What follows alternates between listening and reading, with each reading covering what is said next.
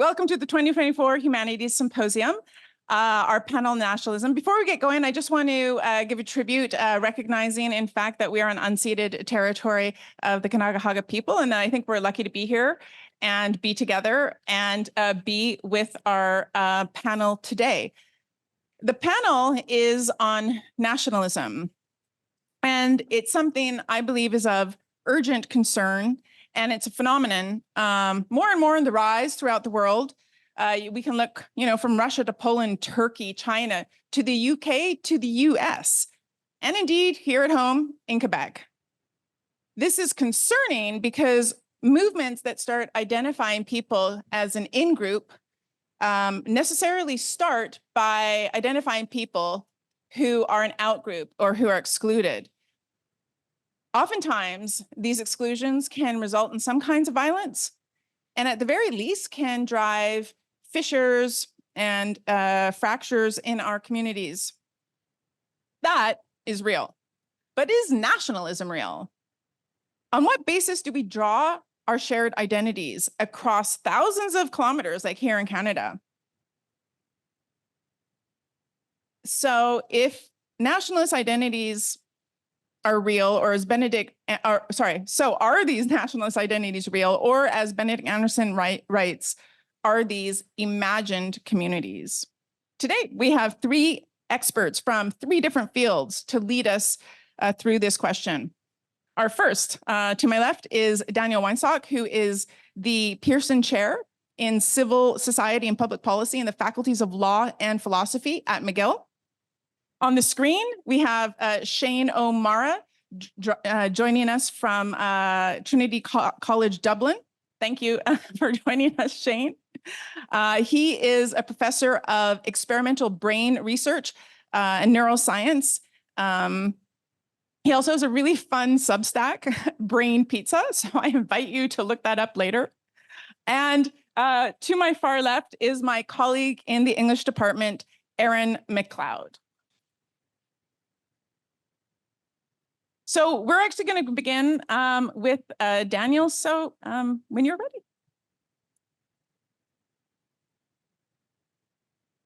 Seems to be working, right?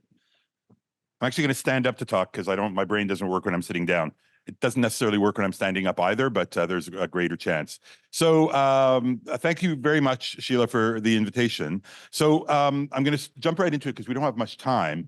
I've been interested in the last few years about language policy in this province, but around the world as well. And what I want to do in the 15 minutes that I have is to try to frame it in a way that might seem a little bit less threatening to people who in this province may feel like they're kind of being targeted by language policy. I think there are other framings, including the one that Sheila mentioned, in-group, out-group stuff. But I want to suggest another way of framing it, which I think has traction, at least among some people in the policy world in Quebec. And I think we have an interest in promoting this way of looking at it. So I'm going to start with something that may seem like it has nothing to do with language. I'm going to tell you a story, which is a very common story that some of you may already have heard in your social science classes. It's called the prisoner's dilemma.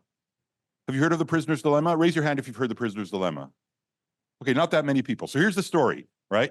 There are two bank robbers, alleged bank robbers, right, who are caught by the police, and they're separated immediately, and they're put in two different interrogation rooms. Now, they both know the following thing. If both of them, there's no eyewitnesses or whatever, you can tell the story in a way which makes this plausible. There are no eyewitnesses, so the only thing the police would have to go on is if they talked, right? Now, they both know, the bank robbers, they both know that if both of them stay quiet, they'll both get off. They'll both be able to walk out scot-free. But they also know that if one of them stays quiet and the other one rats him out, then the one who has talked will get a little slap on the wrist, and the one who got ratted out will get a huge prison sentence. And if they both talk, they'll get like a medium prison sentence. So it's in their interest collectively not to talk, right? If neither of them talks, they're free as they're free. But here's the problem: neither one of them has the assurance that the other one won't talk. So what is it rational for each individual to do? Actually, to talk, because the worst case scenario for both of them is if I stay quiet and my the other bank robber talks. So we both talk, and rather than getting out scot-free, we get a suboptimal result, right? We get, say, 5 years in jail rather than the worst case scenario, which we both want to avoid, which is 10. Are you following me? All right. So you might ask me what prisoners' dilemmas have to do. So one of the things that social theorists have noticed is that prisoners' dilemmas, situations that have that kind of structure, they're called collective action problems. And the structure that they have is that we all have an interest in a certain outcome collectively. That's why they're called collective action problems, all right?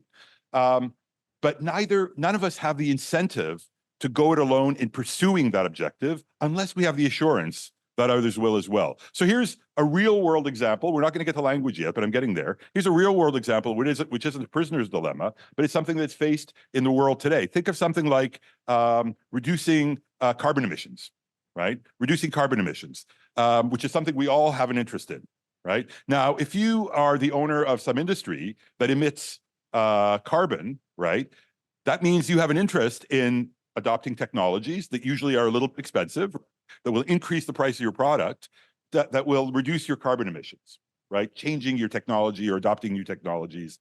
But if you're the only one who does it, right, your prices will go up for your product. And if the other competing industries don't do it, well, all that's happened is that you've made yourself uncompetitive, right? And all of the other people who have similar industries are thinking the same thing. They're like the bank robbers in the example that I talked about. They can see the collective good out there that they all want, but they don't have the incentive to pursue it because they don't have the assurance that others will follow suit. If everybody follows suit, then we just, our products become more expensive, but we're not emitting as much carbon into the atmosphere, all good. But if they don't, then I just made myself uncompetitive. And so I don't. And that's part of the situation that we find ourselves in climate change. Okay. Now, a lot of the role of government is getting us out of collective action problems. What is one of the ways of solving the problem that I just described? Well, regulation, right? The government says, you know what? We're going to make it the case that through laws, we're going to essentially coerce you into adopting this kind of technology because we're going to make it the case that the government is going to make it the case that if you don't, you'll pay a large penalty, right? And so, okay, I'll go along with it because I don't want to pay the large penalty. So the government gets us out of a lot of collective action problems. If I had an hour rather than a few minutes, I could go on at length about how a lot of the stuff that government does is actually dealing with collective action problems that would be unresolved if government wasn't there taking coercive measures. Okay, language. So Quebec, I'm going to jump straight into Quebec. Quebec is a place that is like a lot of other places in the world in that it is asymmetrically bilingual. What does that mean? There are two languages, and one of them is much more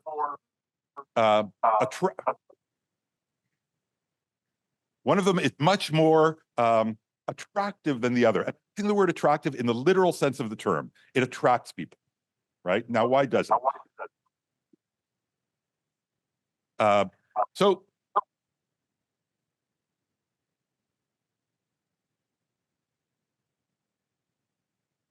and maybe he needs to shut his, is that all right? No, it's not. So he needs to turn, because I'm hearing yeah, it's a bit distracting.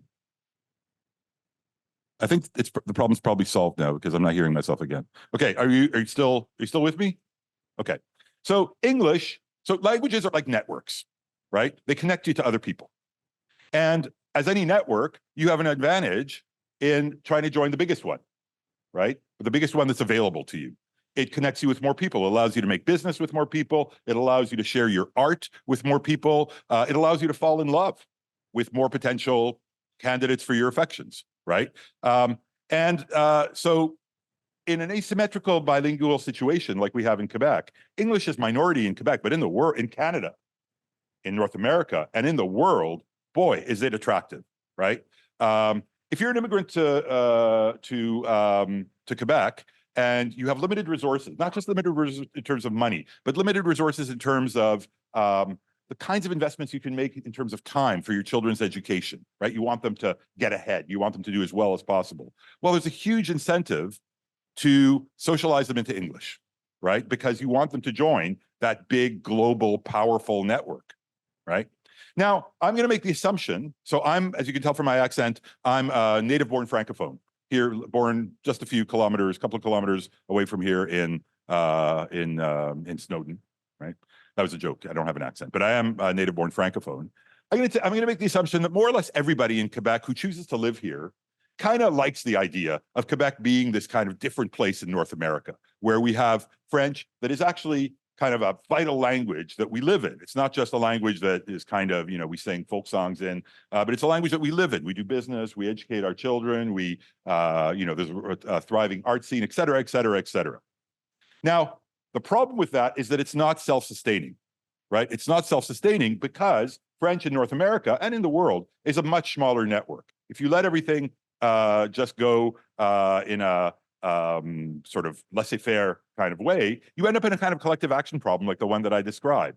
So I might want my kids to speak French, go to French school, be socialized in French, but unless enough other people do it as well, I'm going to be kind of sacrificing their interests, right, to and by sacrificing their interests, I mean that there might not be enough people. If everybody else defects from that common good and sends their kids, say, to English school, decides to do their business in English, et cetera, there might not be enough people for my kids to have a viable network with which to share their art, fall in love, do business, et cetera, right? The problem that the Quebec government faced in the 1970s was that it was more or less a laissez-faire situation. And what they saw was a lot of people coming to this province, and even Francophones themselves, kind of succumbing to that logic and saying, you know what, all things equal, I'd rather that we continue living in French in Quebec, but I'm not sure that my compatriots will do it. So you know what, I'm going to educate my kids in English. And that's where the slippery slope towards problems for the language begin. So how am I doing for time? Okay, so I'm where I should be at this point in the talk. Hopefully I get one more minute because of the technical stuff. So I've kind of made the point that I wanted to make, right? Language is one of those areas that is a collective action problem in a situation like Quebec's, where you have asymmetrical bilingualism. If you're living in Ontario and you don't have to, and you're a native-born on English speaker, you don't have a problem, right? Because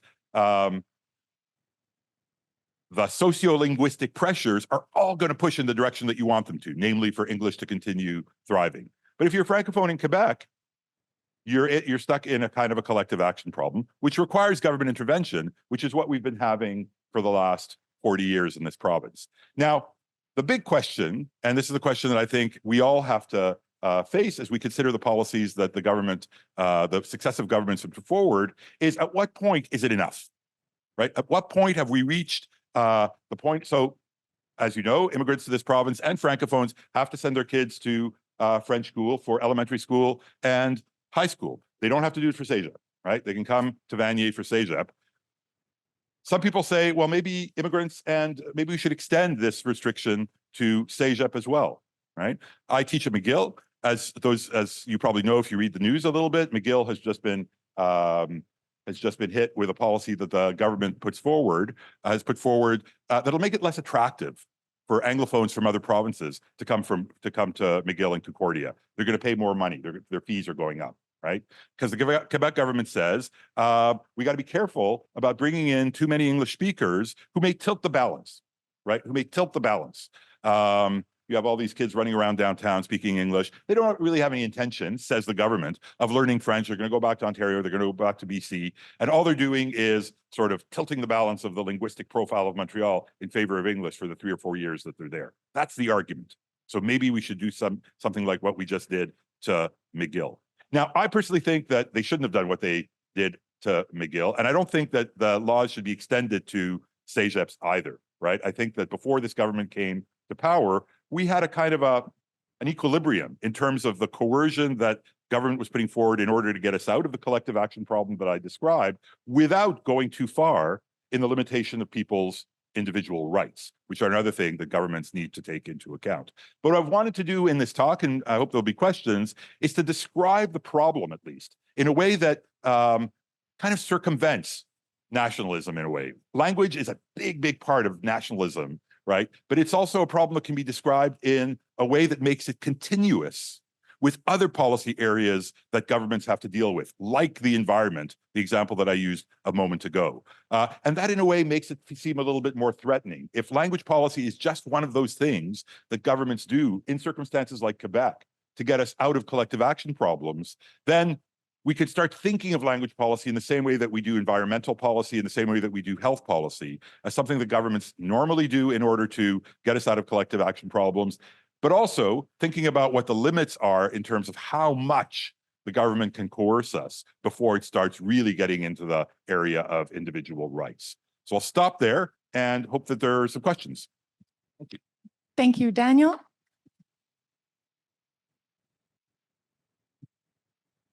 So we're going to be going back to see Shane O'Mara on Zoom, and we're moving from discussions on language to talk about discussions on conversation. How we use our conversation to shape our worlds. And we'll just wait to see Shane again.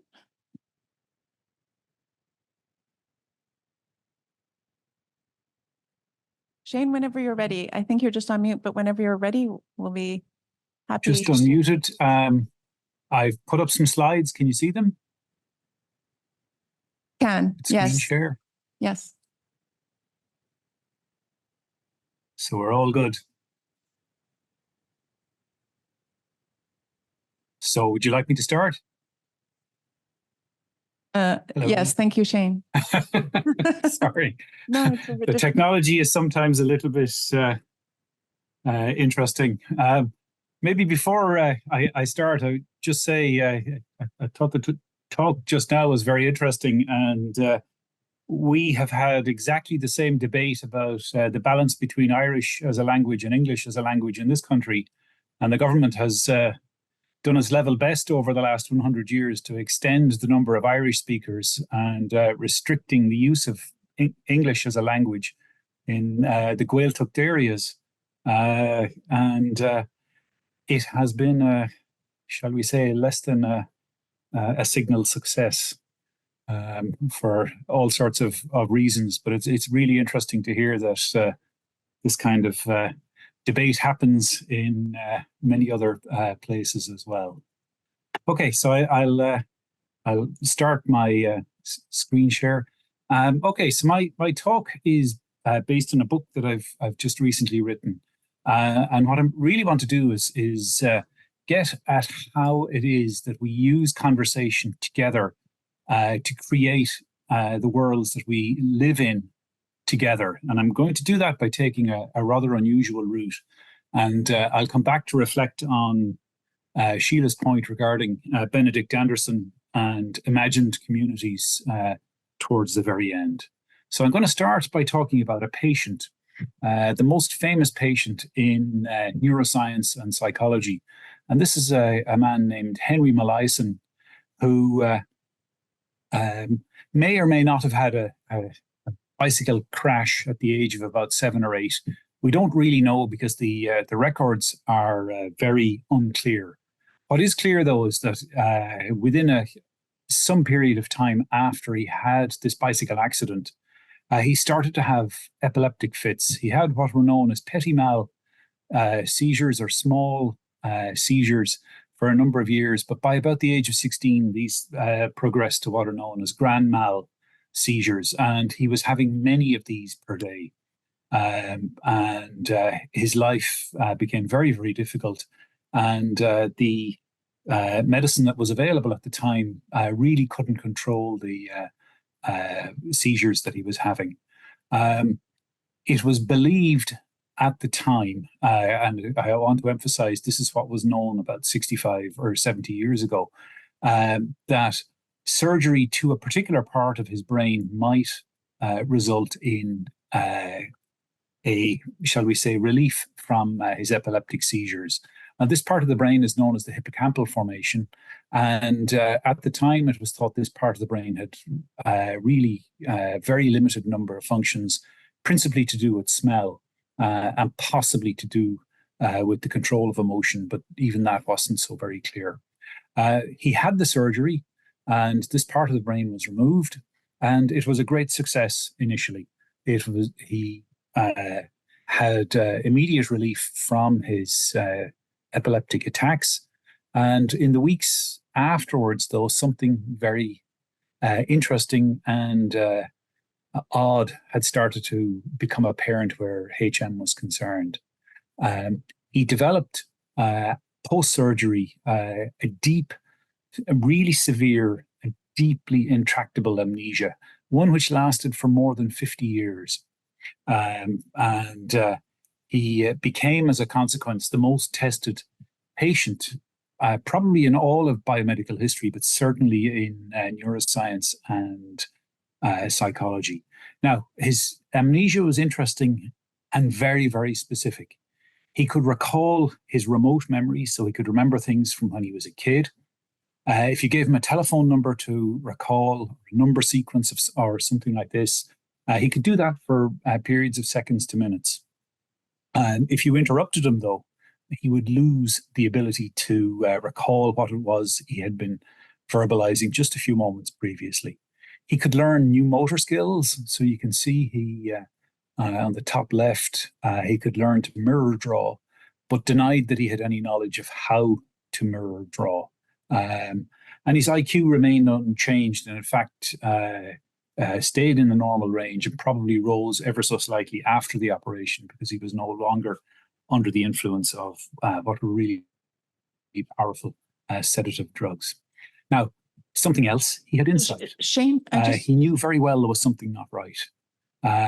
Shane? This is a quote that appears in a paper by the great British-Canadian psychologist Brenda Milner. Shane, if I could just interrupt you for a moment. I don't know if you can hear me. I don't think your slides are moving. They are moving here. Oh, I think you need to go to slideshow because they've, can you go to the slideshow and then maybe. That's exactly what I meant. Let me just close this and just try and. You need to share the slideshow screen is what I've been told. Okay. You might have shared the. Let's do that and I'll stop sharing. And let's see what happens. Thank you for your patience, everyone in the room, but I think you'll appreciate the slides, so. And we're thrilled that Shane is joining us from Dublin, so we're going to make use of Zoom best we can. Wonderful. I'll let you continue. Is that working? Yes, thank you. Yeah, remarkably, it looks like nothing has changed to me. Sorry about that. I'm sorry for causing some technical trouble. Okay, so just to, could I clarify, Sheila, where did we get to? Did you get to see this one? We did not. Did you see this one? We did not. Ah, okay. So I've been thinking that you've been able to see things.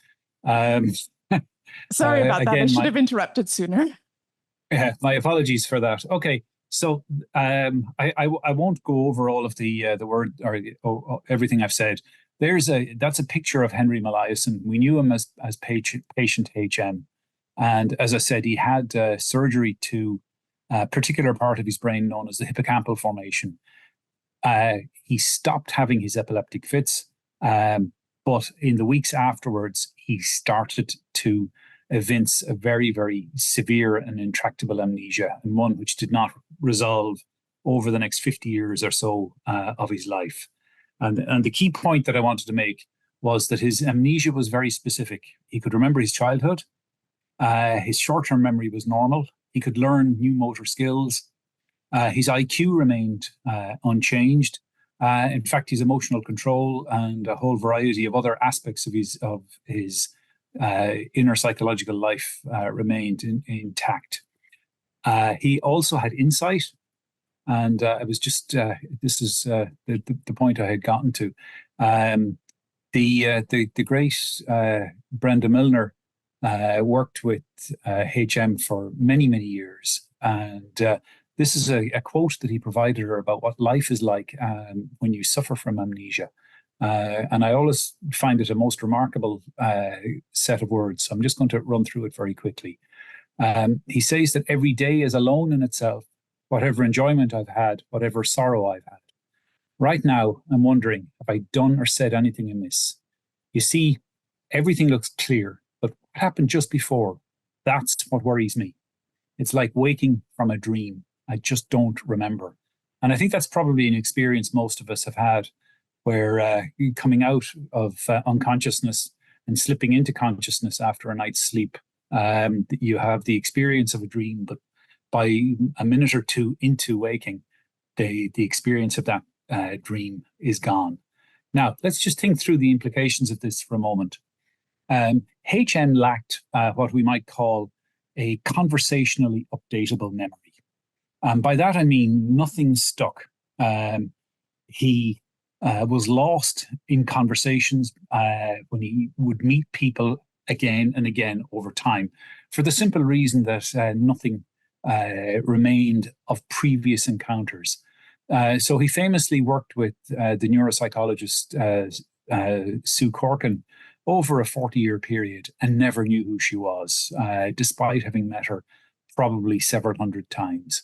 Now, this means, of course, everyday life becomes very, very difficult, because if people give you advice, you forget it. You can't profit from gossip. Memories that are shared socially, about things that are going on in the world. All of this is lost. It's only available to you in the moment, and it's gone thereafter. Now, let's just push that a little bit further. If you think about what this means, it means that amnesia implies a life in the care of others. And it also means that you're not able to establish what we might call a shared reality together through conversation, because the shared realities do not stick for any longer than the conversation itself is occurring. Now, this brings us to a kind of a key idea, and a really important and overlooked one. If you look at the types of remembering that we engage in, we very, very commonly engage in remembering in conversation together. We tell stories about our past. We tell stories about things that have happened to us. And we trade information on a constant kind of a basis. But if you think about it a little bit further, if one person is not able to engage in this kind of learning and conversationally updatable memory, trying to do things together becomes impossible. Or maybe it's possible for moments, but it starts to become impossible when it's repeated through time. Now, this point generalizes. If you're not able to bring memory to bear easily, continually during conversation itself, creating social structures together becomes impossible, because nothing sticks from moment to moment, from encounter to encounter. Henry was sometimes regarded as episodic man because he lived his life as a series of unconnected episodes. Now, I've used the phrase shared realities a few times, and I'd like to just define it briefly. Shared reality is the idea that we have experiences in common with others that reflect the inner states that others have about the world. These can be other people's feelings, their beliefs, or evaluations. And this necessarily is a reciprocal kind of a situation. I share what I know and believe with you, and you come to understand how I see the world, and you do the same with me. And we can do this together in conversation as well. And we can update our beliefs about what each other thinks because we're doing this in conversation. Now, if you engage in a thought experiment for a moment, if you imagine a society where everyone is afflicted with a condition like this, how can anybody in that society learn, understand, and think about the world around them? The answer is clear. It's obvious. They cannot.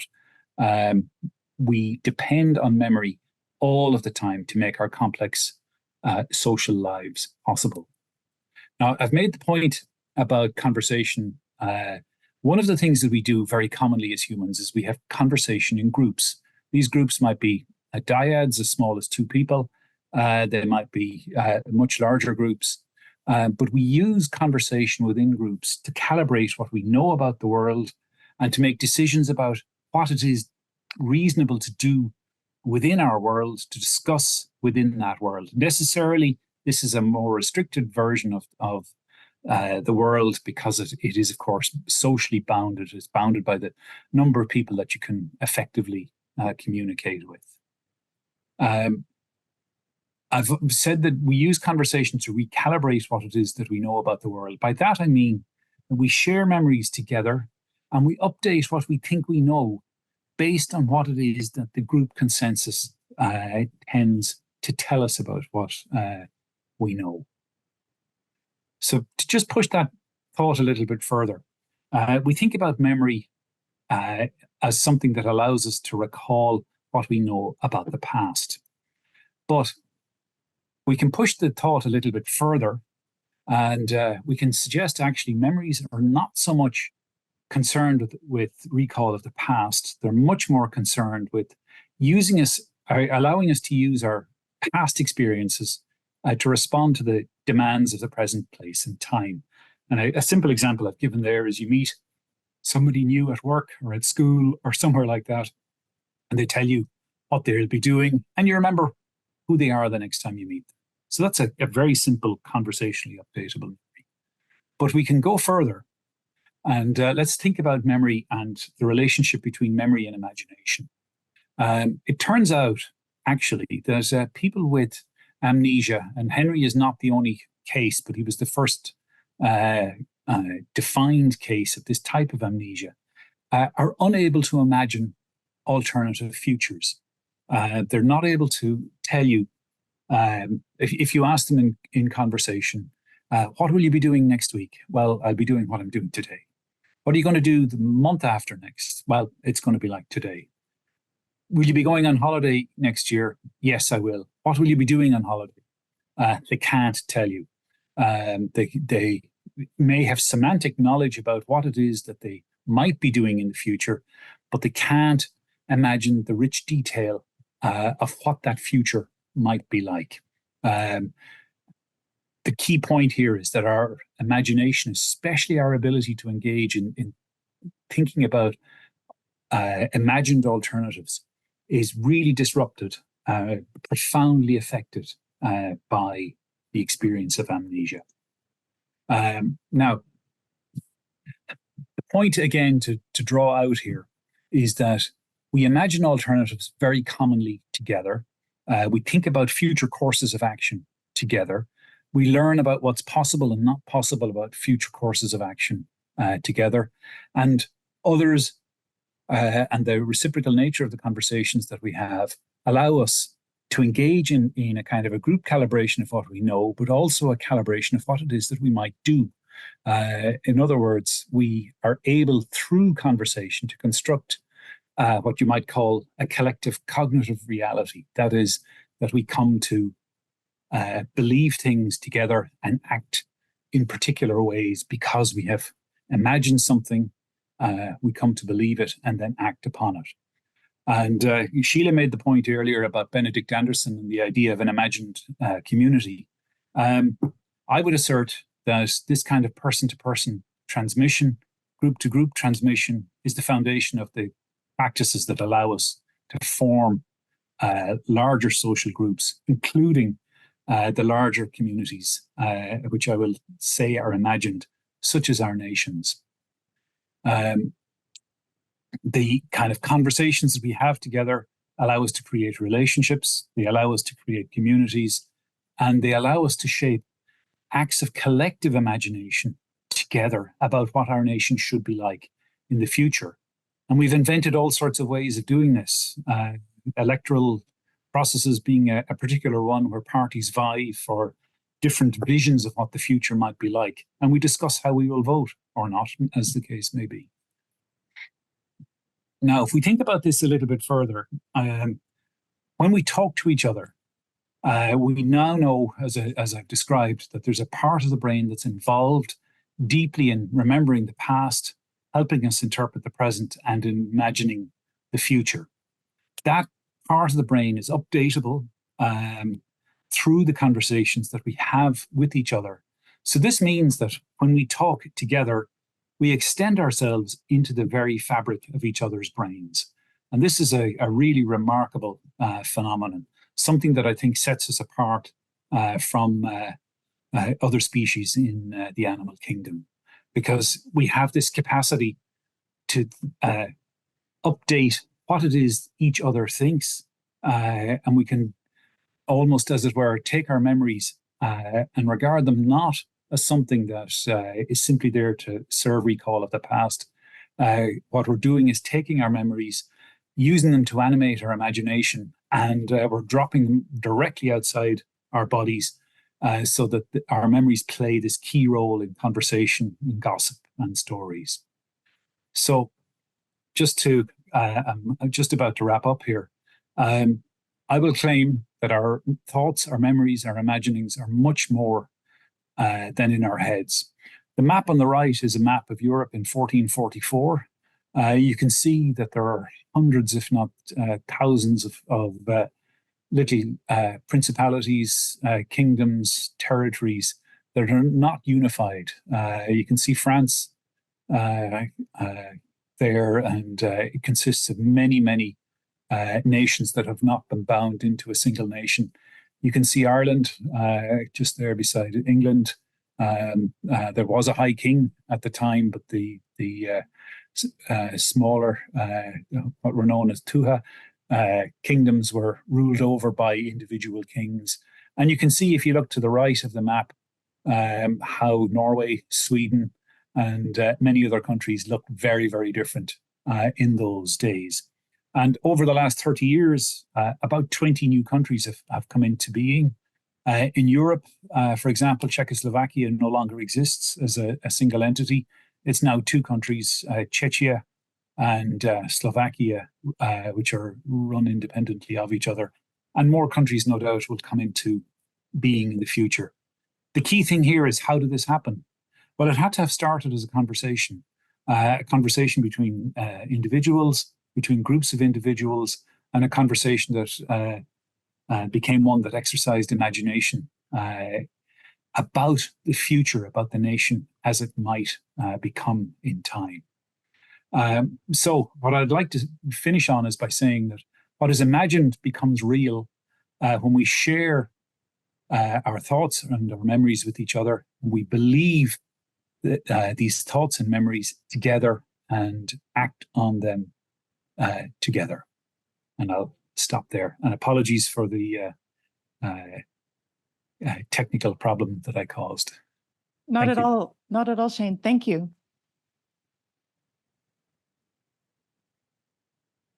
And now from conversation, we're moving to narrative. We have Erin McLeod, who's going to be speaking about learning from narratives of nation and citizenship, looking specifically at the case of the Rastafari in Ethiopia.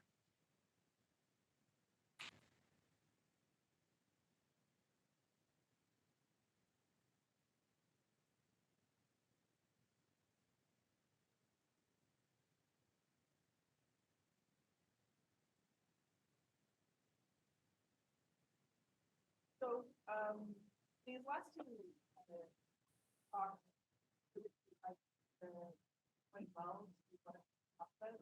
which is about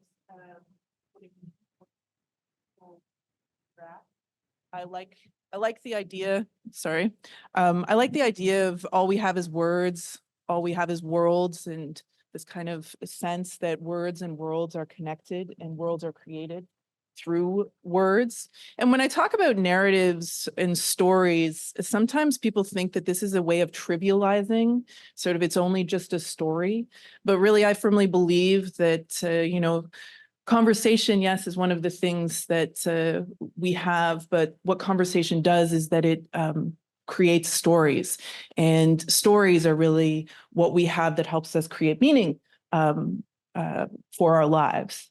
And these stories stem from culture, and they stem from that communication with each other. And what I'm really interested in and have been interested in for my academic work and just kind of in life in general is what happens when people interact with each other? What happens when cultures come together to define ideas of what is important, like nation and citizenship? how are relationships negotiated, how are identities negotiated, how are spaces negotiated, where are there gaps in understanding, how can observation of communication between different groups help with suggesting of ways in which these gaps in understanding could be filled? And how can experiences outside of the so-called West or so-called developed world help with suggesting solutions and ideas? So when we talk about academics, I would say I'm interested in the perspectives of post-colonial studies, social movements, intercultural communication, migratory processes, and globalization through its investigation into issues of identity, gender, culture, class, race, and space/geography. But really, what I'm interested in is what happens when people talk to each other. If culture is in fact a site of negotiation, it can also be a site of resistance, of potential challenge when two or more cultures come together.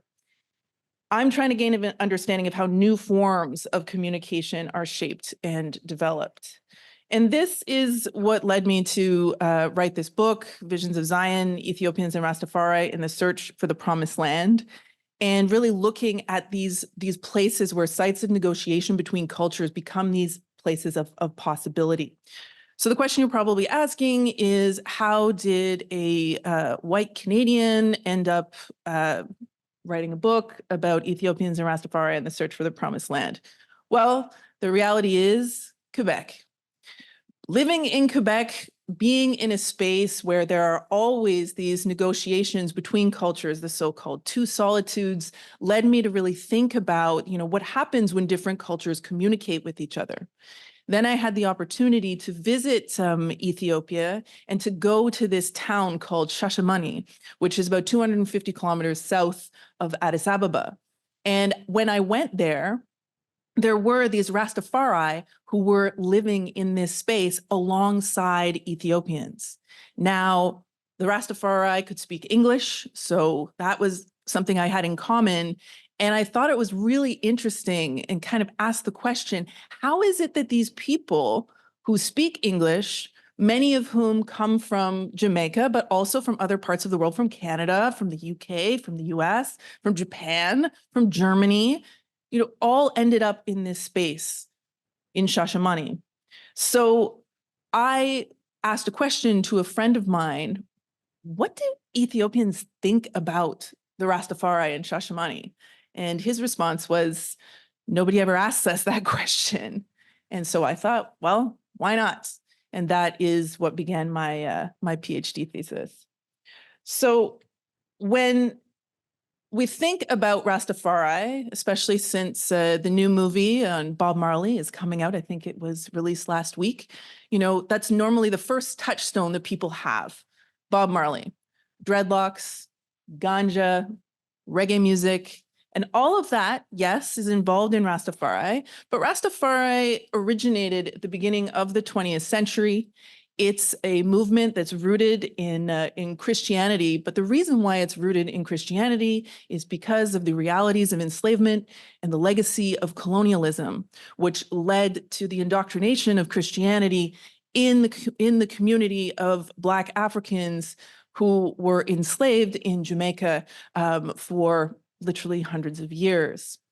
Now, when these individuals were provided with the Bible, with that story, they read it in a way that reflected themselves, okay? Not the white people.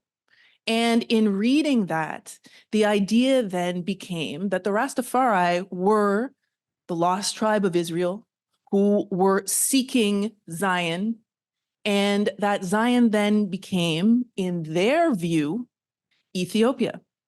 So then when Emperor Haile Selassie, who before he was crowned was Rastafari Makonnen, before he was crowned Haile Selassie, he, in 1930, at his coronation, was declared the King of Kings, the Lord of Lords, the conquering lion of the tribe of Judah. And these individuals in Jamaica who were reading the Bible as a reflection of themselves, reading that meaning, then they decided, here is according to biblical prophecy, Haile Selassie is the second coming. He is divine, and Ethiopia is Zion.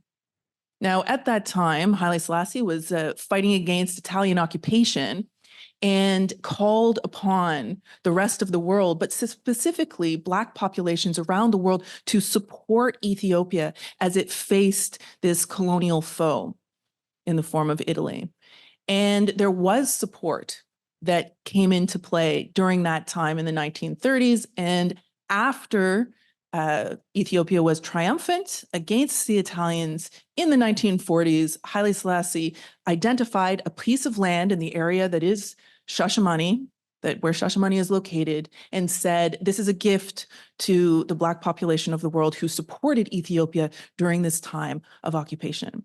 The Rastafari have been the main people who have taken up that offer since the 1940s, and to this day, there is a significant Rastafari population that lives in Shashamane. So what I asked was how this notion of citizenship, identity, and belonging to Ethiopia, how it developed, and then how this group of Pan-African diaspora related to the continent of Africa. And then asking how immigrants are perceived within a country that was much more accustomed to outward migration, Ethiopians moving out of Ethiopia, and how this reality of repatriation impacts both the repatriate community and the host population of the country in which they wish to settle. This kind of research was something that I didn't find very much about. When we talk about immigration, there's always a tremendous focus on the immigrant. And what does the immigrant need to do in order to adapt to a new society? We very rarely talk about what happens to the host society and what maybe the host society can do in order to engage in a negotiation between narratives. So I show this picture, this billboard.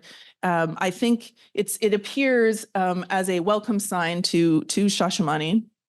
And I see this as kind of emblematic of the relationship between Ethiopians and Rastafari, in that it's awkward. Okay? That's not a very good picture of Bob Marley. It's a image of Rastafari that limits itself just to the image of Bob Marley, just like what in general society we think of. Maybe if we do think of Rastafari, we mostly will think of this guy. And the painting itself it's trying to represent Bob Marley as accurately as possible, but it's not really that great of a picture. And it's that negotiation between Rastafari and Ethiopians was very similar. They both had narratives about what it meant to be an Ethiopian. For the Rastafari entering into Ethiopia, they already felt themselves as being Ethiopian. So they were arriving home to this space in which they didn't speak the language, didn't know much about the religion, didn't know much about the culture, certainly didn't like the food, at least when the people that I interviewed weren't really super happy about that. And then Ethiopians on the other side were confused.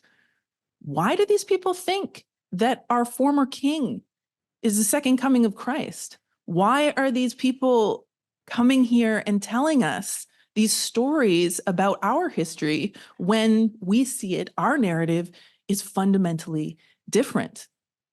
Now, one of the things about Ethiopia is that there are very, very specific laws around citizenship, residency and citizenship. And Rastafari, unlike in Canada, where you can come to Canada, get permanent residency, and there's a path to citizenship, in Ethiopia, this simply does not exist.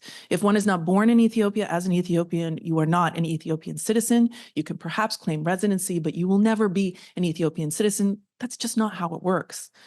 So obviously, Rastafari had to negotiate a way of being in this space where they felt like they were citizens, even though the government and the policies weren't there to make that possible. And then on the Ethiopian side, you have this reaction to Rastafari, which I think is encapsulated in this editorial cartoon. In 2015, there was a huge concert that was held in the main square of Addis Ababa. It's called Africa Unite, and it was celebrating Bob Marley's 60th birthday. And what you see here is in the corner over here is a caricature of Meles Zenawi, who was the then prime minister of Ethiopia. And he is holding a traditional, what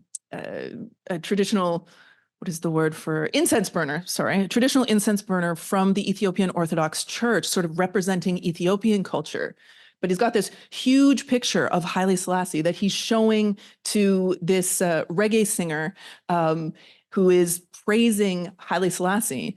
And this image was supposed to represent the Ethiopian reaction to this idea of having this big concert in the center of Addis Ababa, covering up the Ethiopian culture, being willing to lean in to Rastafari culture, i.e. the deification of this former leader, in order to be able to support this huge concert, which was really an economic boon for not only Addis Ababa, but for the whole of Ethiopia. So this is a quotation from a guy named Louis Chutsakai, who thinks a lot about the way in which cultures relate to each other and narratives communicate. And this quotation, he's saying, is really kind of, to me, encapsulating the problem, which is that you have Ethiopia, modern contemporary Africa, that narrative meeting a narrative that comes from the diaspora. And how do these things then connect together? How can something be negotiated? Now, one of the concepts that I looked at when I was doing my research is that from a guy named Toby Miller, who, instead of talking about political citizenship or economic citizenship, things that have to be allowed for by laws of the state, he talks about cultural citizenship and the way that people engage culturally. So Rastafari, in engaging in a musical way, but also in certain kind of interesting ways within Shashamane, attempted to connect to the culture of Ethiopia. One of these things is fasting. In the Ethiopian Orthodox Church, there are multiple fasting days. Those days don't include necessarily not eating at all, but not eating any animal products. Now, Rastafari, because of their interpretation of the Bible, they also are really big on being vegan. Sometimes that's referred to as ital livity, a way of life that is connected to the earth. And so Rastafari had recipes for things like tofu, other forms of vegetarian food. And so they started a factory in Shashamane, and what they advertised it as was not Rastafari food, but they advertised it as fasting food for the local Ethiopian community in order to engage culturally. So it really opened up a site of possibility. The other thing that it opened up was a site of possibility for engaging in development. Now, oftentimes when we think of so-called development work, we think of the places like Canada, the US, the UK, as my friend in Jamaica calls white people countries, coming into other spaces in the global South and engaging in projects that may or may not necessarily involve local communities. However, the Rastafari are so involved and wanting to be embedded within the community in Ethiopia. They're not there for 4, 5, 6, 7 years. They want to stay there forever. They want to be accepted as Ethiopian. So therefore, in their attempts at engaging culturally, they've done things like building schools in communication with the local community, helping to develop entertainment venues, sports venues, health clinics, etc. And there's a real opportunity there because of the narrative that drives them to want to be involved, which is very, very different than the narrative that might inform a traditional development worker. So this here is a picture of the Ethiopian Orthodox Church in Jamaica. So you had a number of these Rastafari who moved to Ethiopia and attempted negotiation there. And sometimes I do have to say it wasn't always wonderful. They didn't like it and then moved back. Okay. And so they had to kind of rethink the narratives that had informed their move to Ethiopia. And given that repatriation is really a cornerstone, going to Zion is really a cornerstone of Rastafari belief. Did these people want to see themselves as failures in achieving Zion?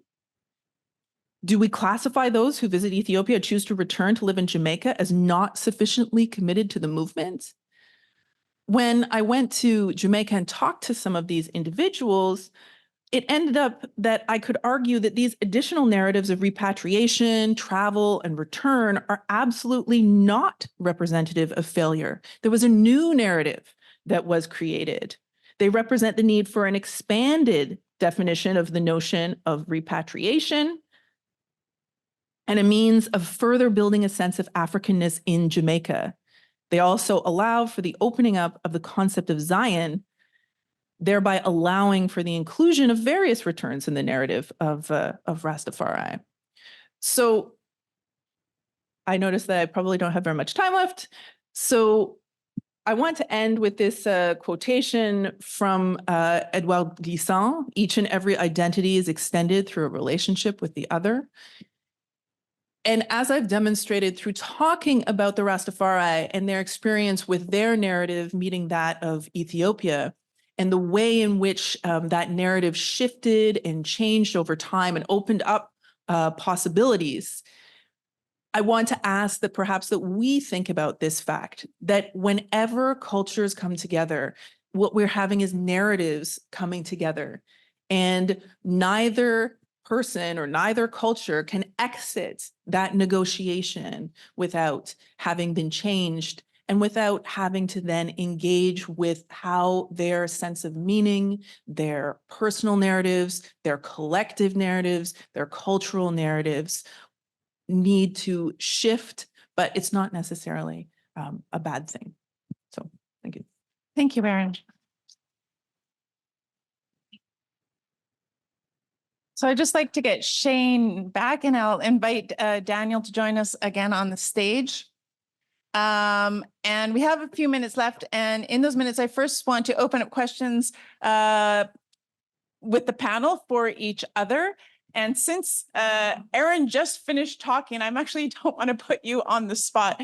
But if you have a question, Erin, perhaps for one of the other two panelists, we'd be happy to hear from you.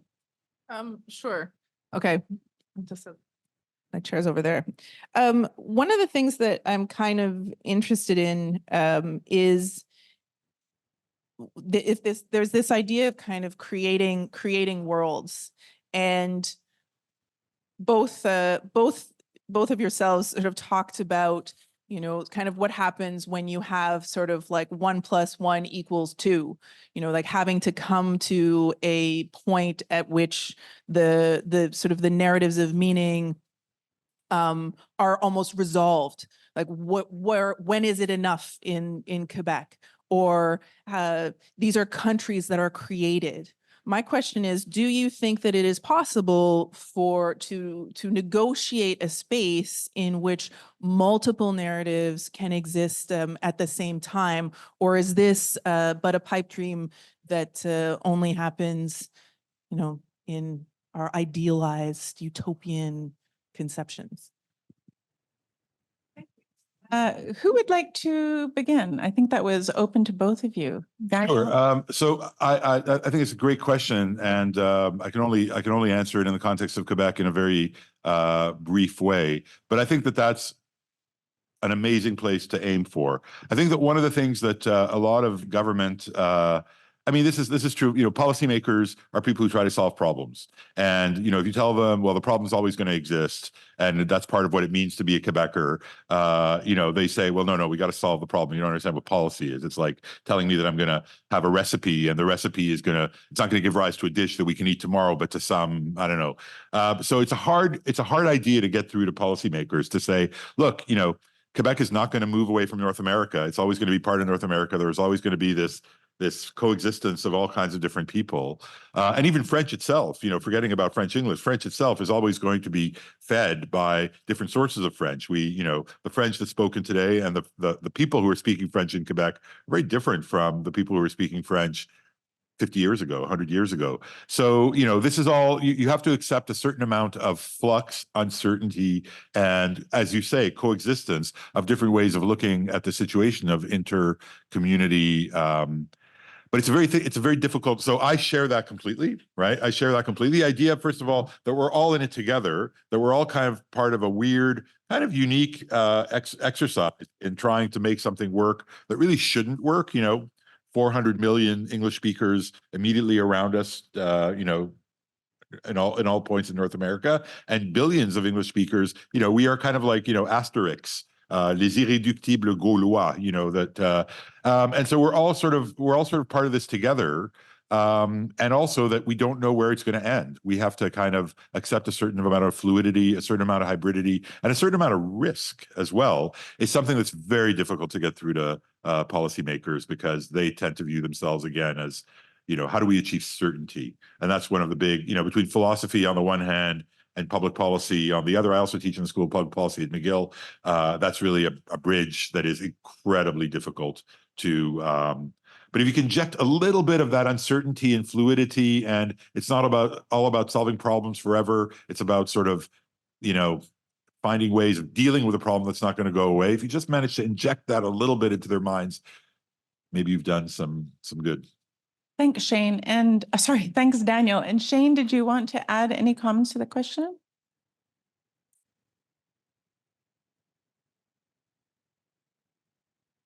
You did.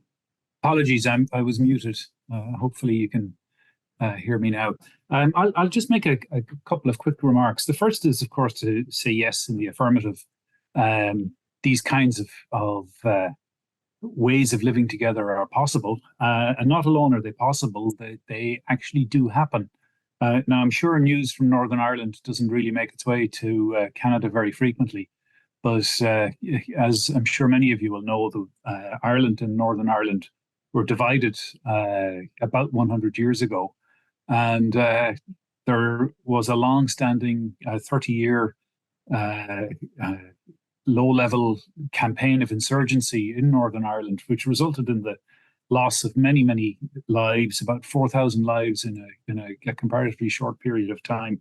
And negotiations in the late 1990s led to what was called the Belfast Agreement, or the Good Friday Agreement. It has two names, and is known by two names, and then is known by different names by the different communities which have both agreed to it.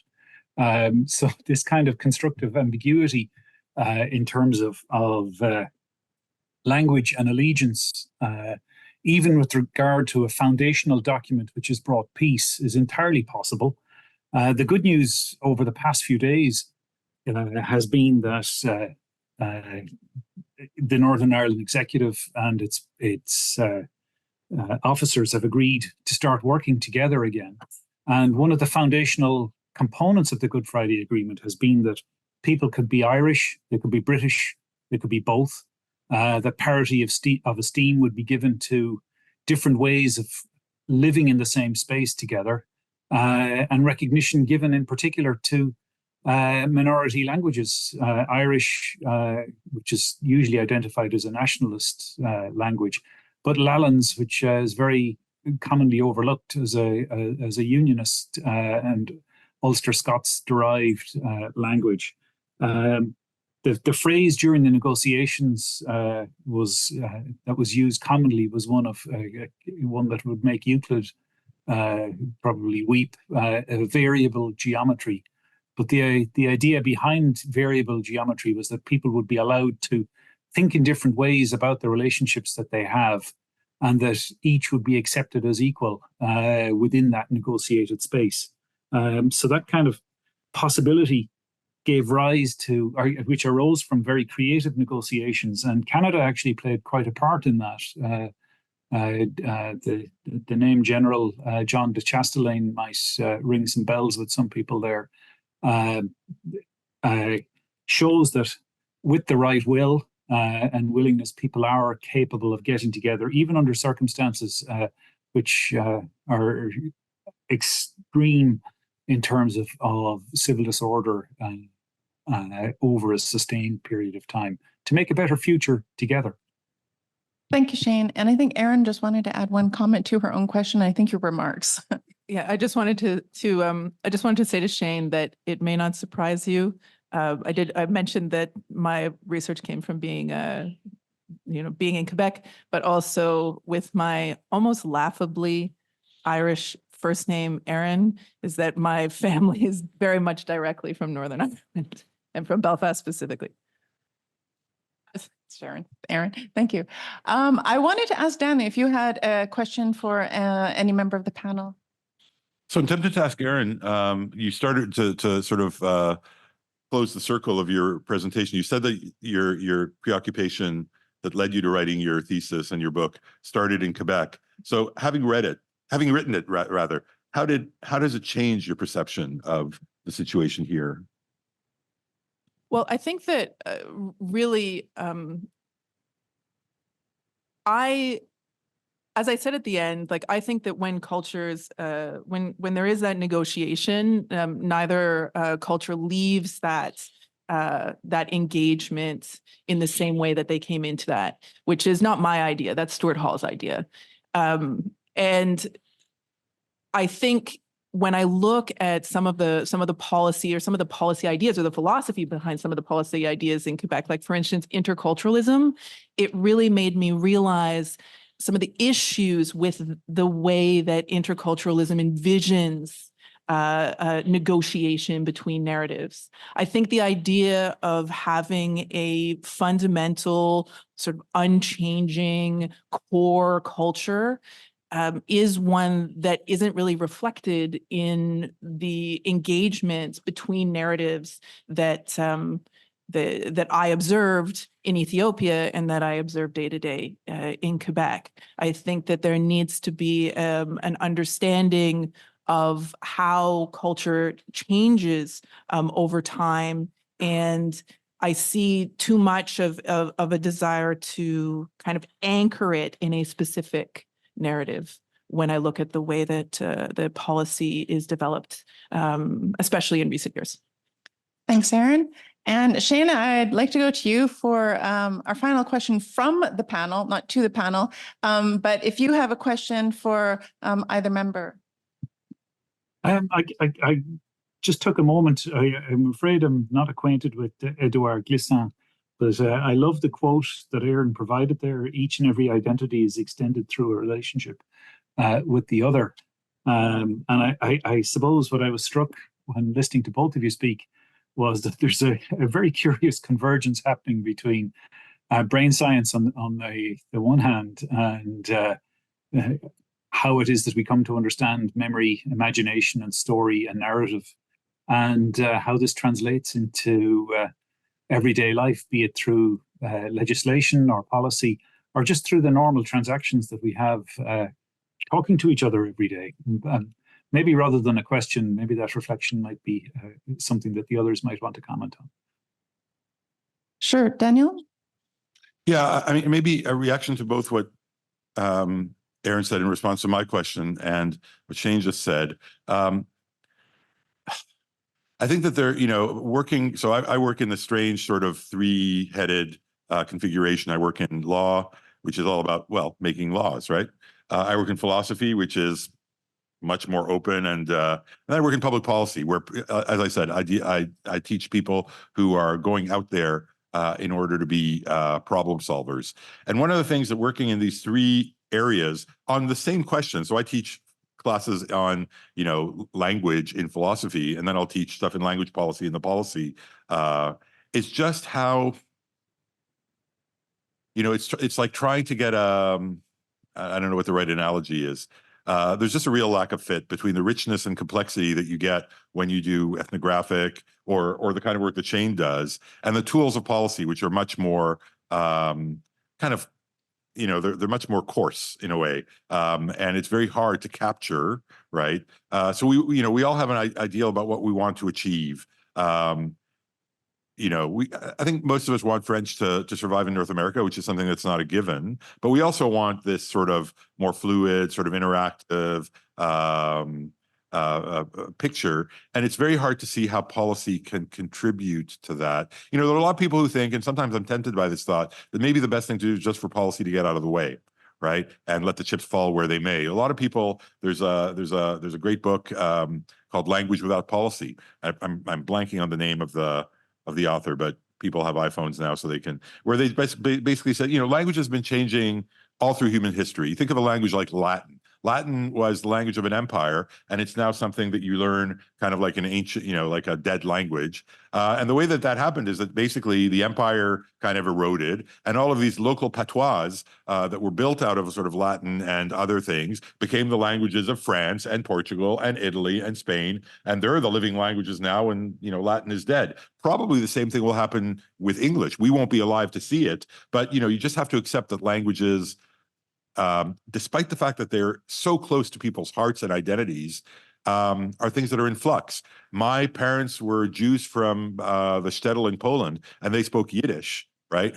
Which is a language that is now heroic attempts at sort of reviving it here and there, including here in Montreal, essentially a dead language. But the culture survives by English speakers, French speakers, et cetera, et cetera. So, sometimes I'm tempted by this idea that the kind of fluidity and hybridity and mixing, that is sort of picture of things that really attracts me is just not one that policy can promote, because it's much more problem solving and kind of coarse-grained tools.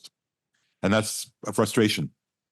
And thank you. We have I can just say one Yeah. quick thing about policy. I think that there are sort of innovative thinking. There's innovative thinking that exists around cultural policy.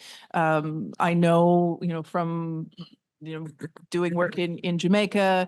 I had a friend named Kim Marie Spence, who is now at she teaches in Belfast, and she did a whole bunch of work on comparative cultural policy about sort of promoting sort of Jamaican culture in Jamaica, South Korean culture in South Korea, and a number of different places in Australia. She also did work in Australia, and really looking at ways to encourage the growth and development of culture and language in ways that I think the Quebec government would do well to kind of be willing to engage in a conversation about cultural policy that exists in other spaces. I want to open questions up to the floor. We only have about 3 to 4 minutes left, so that might be 2 questions. I see 1 and 2. We'll start right over here. I see 2. Sorry, friends.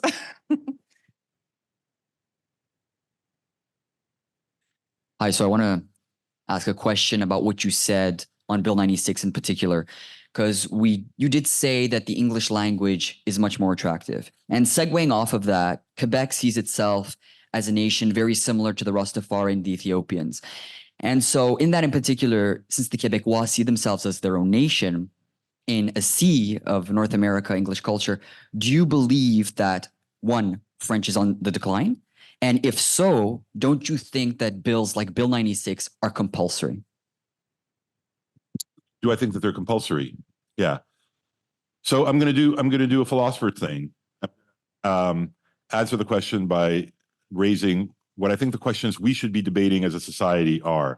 So, one thing that you learn about policy is that, you have to measure the success of policies. You have to measure the success of policies. If not, you're just going impressionistically. And that means choosing indicators. And as we say in French, le nerf de la guerre, is what indicators do we choose? If we choose fluency in French in Quebec, compared to when I was your age, it's, the policies have been a raging success. Anglophones are now in Quebec the most bilingual community in Canada, right? Whereas when I was growing up in an Anglophone neighborhood, the weird little French family in an English neighborhood, none of the Anglophones spoke French. So if you think about language competency, we've done extremely well.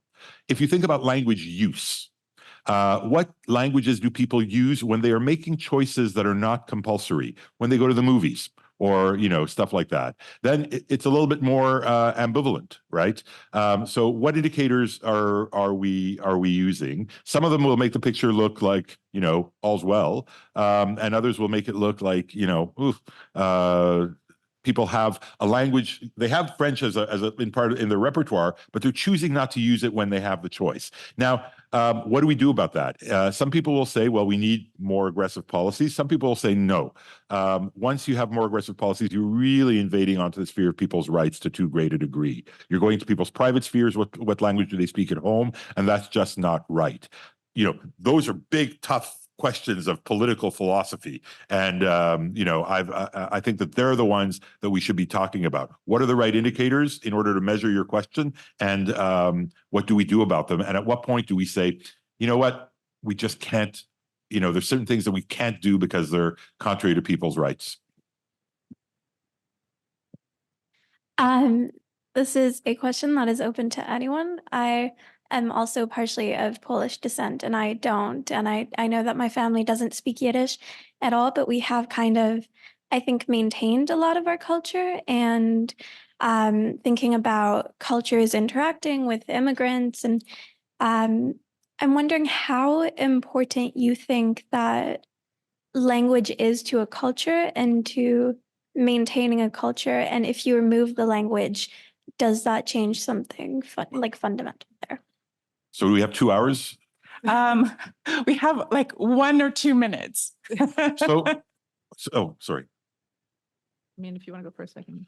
Just really quickly, it's a terrific question. It's an important question because, I mean, the history of the Jewish community, Eastern European Jewish community, suggests that, you know, if you go from the writers who wrote Isaac Bashevis Singer in Poland to Philip Roth, Mordecai Richler here in Quebec, you see a continuity. These are the same sensitivities that are being expressed through different languages. And think of a country like Scotland, maybe even Ireland, right? There are countries that have lost their languages, or that, you know, are not doing as good a job as Quebec is in terms of preserving their language, where the cultures are still completely different from other cultures that speak the same language. So, you know, I think that it's possible for a culture to survive the shift of languages. The thing about Quebec is that for historical reasons, language has become the touchstone, right? I mean, the culture of Quebec has changed so much through immigration, right? But, and, you know, I mean, just think of how many French people from France there are in Quebec right now compared to when I was growing up. It's like a huge cultural change. But what matters to people is not whether, you know, is the language. And so for reasons that have to do with our particular history, I think it'd be difficult to say to people in Quebec, you know, even if French were to disappear in a few generations, you still have a distinct culture. It just wouldn't fly. I'm going to just allow one more question, and if you guys will just be patient. I think this is for Shane. Hi, Professor O'Mara. So does anything in your research speak to the experience of, let's call it collective amnesia, say like amnesia within families, amnesia within specific communities, or even national amnesia, when the way nations choose to develop, let's say, amnesia? I don't even know the language to speak to, you know, collectively about certain events in the past, such as, you know, I come from Europe as well, Eastern Europe. And so there's a lot of amnesia around certain events, let's say World War II. Yeah, so this is a kind of a difficult topic to operationalize, you know, because amnesia is typically seen as a phenomenon of the individual, you know, so it's assessed, let's say in cases of dementia or cases of head injury or whatever in individuals. But at a collective level, it's a much more difficult thing to get a grasp on. It's clearly the case that things are forgotten within cultures over time. One can't remember everything. Cultures can't remember everything. That are people that comprise those cultures can't remember everything that they've been through. But I think a way that's useful to think about collective amnesia is not so much amnesia in the sense of something having been forgotten, but as something that is not talked about. In other words, a silence or silencing around particular topics. And we see that dynamic working its way out in all sorts of ways. You know, there are collective silences within cultures about certain topics that, for whatever reason, can't be talked about. But my strong sense is that we're moving into an era when kinds of silences about things are now breaking down. You know, I can think of lots of local examples where, for example, so-called industrial schools were concerned. Everybody knew what was happening, but nobody spoke about it. And the job of the historian, and in particular the narrative historian, is to try and disinter those stories and bring them to life again, so that we do not make those mistakes again. Collective amnesia more generally is, as I said, a difficult phenomenon to pin down, for the very simple reason that memories in the end have to reside in individual heads. So if people have forgotten collectively, it means that they've each forgotten singly. And how you separate the single from the group is a very, very difficult thing to do. But, you know, I think there will be examples of this happening in maybe years to come. There will be countries that are going to disappear.